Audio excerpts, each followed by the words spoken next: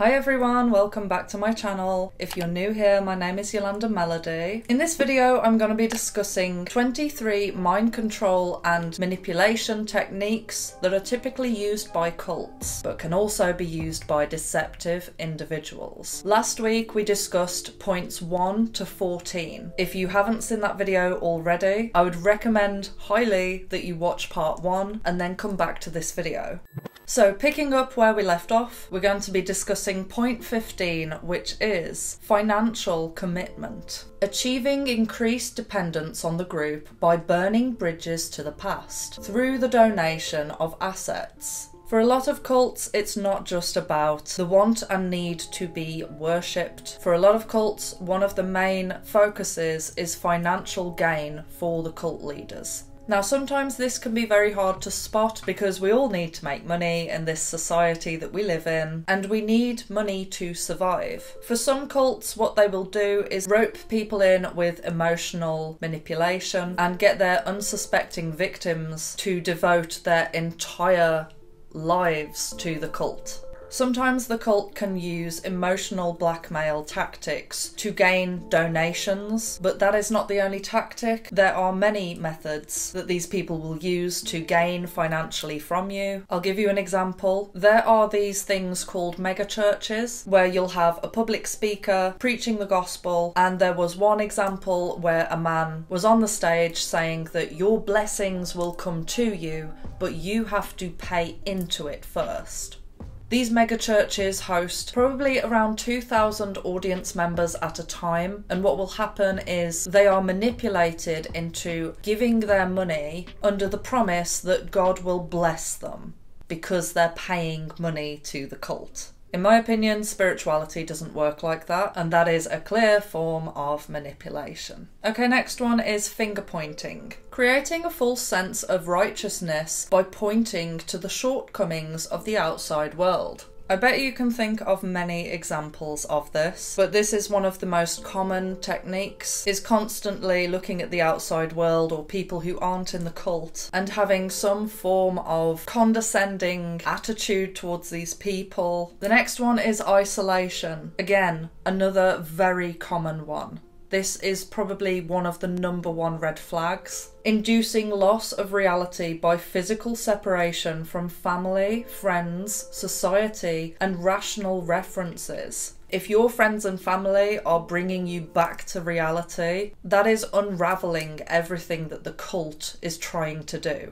A cult cannot operate when there are outside influences that are pulling you back. So the #1 thing that a cult will do is they will try to find any means to separate you from your support system. And it never usually is quite as simple as you're not allowed to see your friends and family, because that would be too obvious. What they instead do is constantly implant ideas that your friends and family don't have your best interests at heart. Again, this happens a lot in narcissistic relationships. They will constantly tell you that your family are wrong. They will overemphasize anything negative that your friends or family have ever done to you, or try and twist the story in your mind to make you suspect of them. And then this gets further amplified because as your friends and family start to see the changes in you since being with this cult, they will know that something is going wrong. And because they care about you, they will try and warn you about the cult, or again, bring you back to reality. And then your cult leader will demonize them. Your cult leader will make you believe that these people that you've known all of your life are halting your progress and that you need to cut them off for your own good. Another thing that I see very commonly nowadays is the whole idea of childhood trauma. Now, everybody has a different story, and while I do believe that childhood trauma plays a huge role in how we act as an adult, these cult leaders will adopt these psychology basics and twist them for their own gain. Some people don't have childhood trauma. Some people's problems did not stem from their parents. But what a dangerous cult leader will do is they will always convince every single member that their problems are from their parents. Now, if you are a person that has a rocky relationship with your parents, this will be incredibly hard to spot, because for you, this is actually true, and the cult leader would amplify this. Okay, the next one is controlled approval. Maintaining vulnerability and confusion by alternately rewarding and punishing similar actions. This technique creates a constant state of anxiety because you don't know what to expect. One day you could do one action and it could be rewarded, the next day you could do the same action and you get a different response. And the unpredictability of the reward and punishment creates a scenario where you just stay still.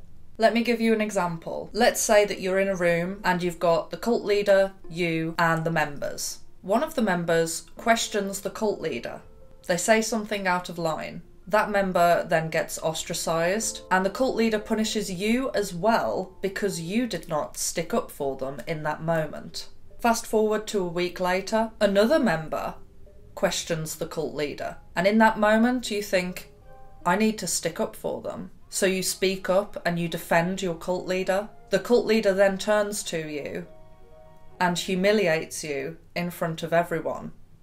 This is something that I've actually witnessed quite a bit. In social scenarios, it leaves a person feeling constantly on edge because they don't know what to do to please their cult leader. The next one is change in diet, creating disorientation and increased susceptibility to emotional arousal by depriving the nervous system of necessary nutrients through the use of special diets and/or fasting.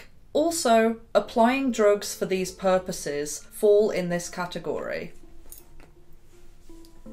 So I really don't mean to keep calling out spiritual groups because I do class myself as a spiritual person. And again, the art with manipulation is that it's not as obvious as you would expect. I do believe that there is a benefit in fasting, for example. However, a cult can use this as a tactic to lower your inhibitions again, through sleep deprivation and food deprivation. That combination makes a person so vulnerable. And I'm not saying that all groups or retreats where they adopt fasting are trying to do this for deceptive reasons, but just know that it's possible. The next one is games, inducing dependence on the group by introducing games with obscure rules.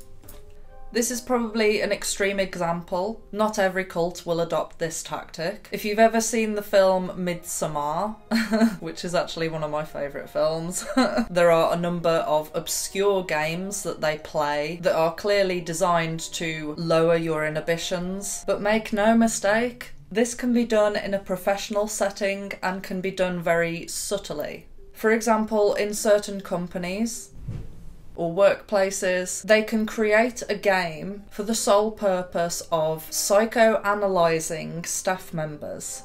I think what you always have to bear in mind is, what is the reason? What is the purpose of this game? A lot of team building exercises are done for the sole purpose of team building, but there can also be an ulterior motive, and team building could just be the front. Okay, next one is a biggie. No questions. Accomplishing automatic acceptance of beliefs by discouraging questions. How many times have we seen this? I've seen this a lot. The reason being is that I question everything. And if someone has nothing to hide, they should really embrace questions. If someone has your best interests at heart, they want you to understand. So what's the problem with questions? The problem with questions is that often it can unveil illusions and expose lies. To a cult leader, questions are a threat. The next one is guilt. Reinforcing the need for salvation by exaggerating the sins of the former lifestyles. If you were to look at the vibrational scale of emotions, I think guilt is actually one of the worst emotions on the vibrational scale. Good people are especially susceptible to experiencing guilt. Guilt is supposed to be what keeps us on the moral path, but you should only feel guilt if you do something that's actually wrong. What the cult leader will do is they will prime you into believing that loads of things that you've done are wrong. The thing is that when you experience guilt, what you should do is acknowledge that guilt and try to rectify what you have done wrong, if you've done something wrong. The purpose of guilt is not to linger. If someone has lingering guilt, it starts to erode your emotional body. Guilt can eat people up inside. It's a very uncomfortable feeling, to say the least, and a lot of the time people will do anything to stop feeling guilty. And this is where the cult leader wants you to be, willing to do anything to make it right. The next one is fear. One of the biggest ways to control people is fear. Maintaining loyalty and obedience to the group by threatening soul, life, or limb for the slightest negative thought, word, or deed. I'm going to give a few examples here. One of the ways that spiritual teachers and MLMs use this all the time, is provoking fear through the law of attraction. I'm going to give the example for the MLM because I believe that all MLMs are cults. I'm just going to say it here. With MLMs, they often utilise the law of attraction and say that the law of attraction is the way that you are going to become successful, that you just need to keep thinking positive. Don't think of a negative thought, because then it will ruin the manifestation. And then when a person carries on trying to earn money from the MLM, working all hours God sends to try and just break even, the MLM leader will tell you that it's all your fault because you're not manifesting hard enough. If you dare have a negative thought, that's why you're not successful. The problem is that when you tell a person that they can't think about something, that's all they think about.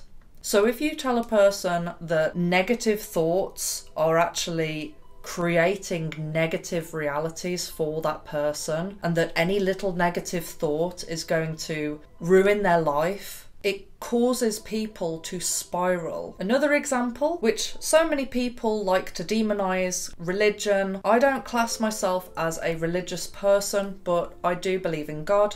And I do believe that there are consequences for our actions. However, I do not have a fear that God is going to smite me, because I don't believe that that's how it works. I do not believe that God is some narcissistic authority up in the sky, and that if I dare do something wrong, I'm going to burn in hell forever.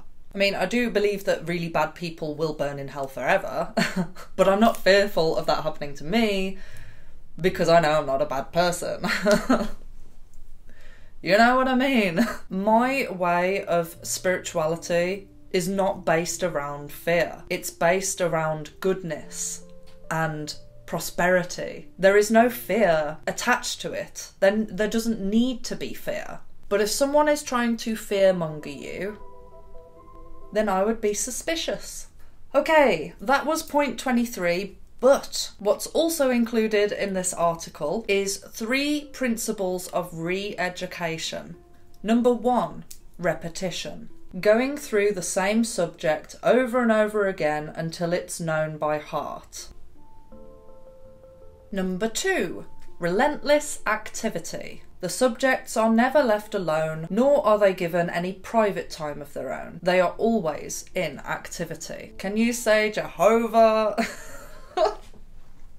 Number 3, criticism and self-criticism. The subjects are supposed to feel uncertain, under the constant threat of being humiliated and despised.